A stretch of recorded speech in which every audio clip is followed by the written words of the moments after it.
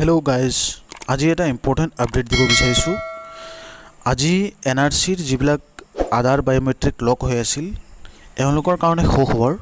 মাননীয় অসমৰ মুখ্যমন্ত্ৰী মহোদয়ে আধাৰ কাৰ্ডৰ বায়'মেট্ৰিক লক থকা মানুহক কেনেকৈ আধাৰ কাৰ্ড বনাব এই বিষয়ে এটা গুৰুত্বপূৰ্ণ সুখবৰ জনালে।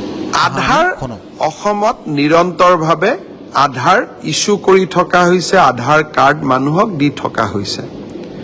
আমি বন্ধ হৈ থকা আধাৰ কাৰ্ডবিলাক মুকলি কৰি দিবলৈ সিদ্ধান্ত লৈছোঁ।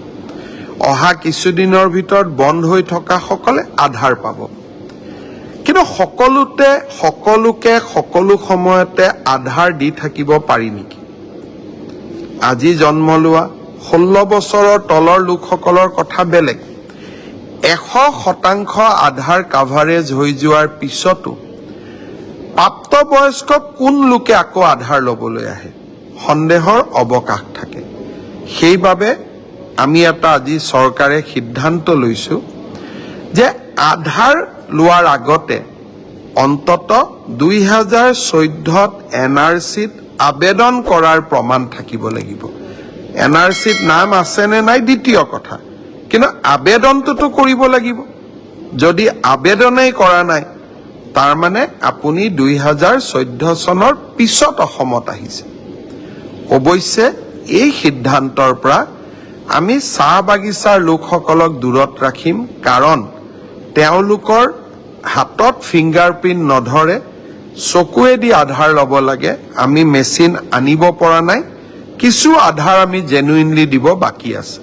কিন্তু আন অঞ্চলসমূহত এতিয়াৰ পৰা আধাৰ ল'ব লাগিলে অন্তত NRCত আবেদন কৰাৰ প্ৰমাণ আমাক লাগিব। তিনিওটা সিদ্ধান্তই বিপ্লৱ শৰ্মা কমিটিৰ প্ৰতিবেদন, আধাৰত কিছু চাই চিতি আধাৰ প্ৰদান কৰা আৰু পূৰ্ণ পৰ্যায়ত বিদেশী চিনাক্তকৰণৰ প্ৰক্ৰিয়া আৰম্ভ কৰা, এই তিনিওটাই আমাৰ জাতিটোক সুৰক্ষিত কৰাত সহায় কৰিব। আপোনালোকৰ অৱদান, আপোনালোকৰ কমেণ্ট কি এই সম্পৰ্কত?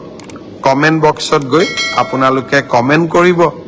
কমেণ্টবিলাক পঢ়িলে ময়ো গম পাম যে আপোনালোকে আমাক সমৰ্থন কৰিছে, আশীৰ্বাদ কৰিছে। আশা কৰোঁ এই লাইভটোৰ পৰা আপোনালোকে অলপ বুজি পাইছে আধাৰ কাৰ্ডখন বনোৱাৰ ক্ষেত্ৰত কেনেকুৱা হ'ব।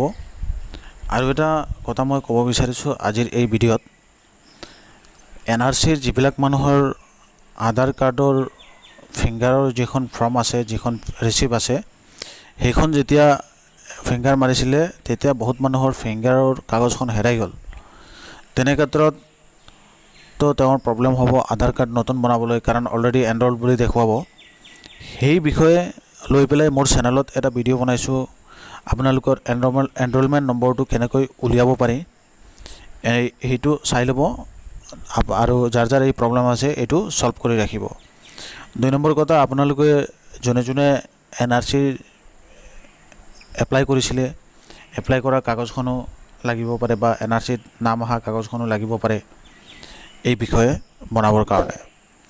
তো যাৰ যাৰ এইবিলাক কাগজ পাতি যি আছে গোটেইখিনি ৰেডি কৰি ৰাখিব, কাৰণ মুখ্যমন্ত্ৰী মহোদয়ে যিহেতু কৈছে এতিয়া সকলোৰে এই আধাৰ কাৰ্ডৰ কামটো আৰম্ভ হ'ব পাৰে অতি সোনকালে। আৰু এইটো এটা গুৰুত্বপূৰ্ণ ইনফৰমেশ্যন যাৰ যাৰ এই প্ৰব্লেমটো হৈ আছিল, কাৰণ বহুতে আধাৰ কাৰ্ড নথকাৰ ফলত চৰকাৰী বহুত ধৰণৰ অনুদান পাবলৈ অসুবিধা হৈ আছে। তো সেইটোৰ ওপৰত ভিত্তি কৰি মাননীয় মুখ্যমন্ত্ৰী মহোদয়ে এই ভাল এটা পদক্ষেপ লৈছে। আজি বহুত দিনৰ পৰা বহুত ষ্টুডেণ্টৰো প্ৰব্লেম হৈ আছিল। তো আশা কৰোঁ আপোনালোকে সকলোৱে বুজি পাইছে। আৰু আমাৰ এই চেনেলটো OLS অসম, এই পৰিয়ালটোৱে আপোনালোকৰ কাৰণে প্ৰত্যেক দিন যিবিলাক চৰকাৰী যিবিলাক ইনফৰমেশ্যন আছে, স্কিম ৰিলেটেড হওক বা এডুকেশ্যন ৰিলেটেড ইনফৰমেশ্যন যিবিলাক আছে, এইবিলাক আমি চেষ্টা কৰোঁ আপোনালোকৰ সন্মুখত লৈ আহিবলৈ। তো আমাৰ চেনেলটো আপোনালোকে ছাবস্ক্ৰাইব কৰিব আৰু ভিডিঅ'টো লাইক কৰি এটা শ্বেয়াৰ কৰি দিব বেলেগৰ লগৰ এজনক।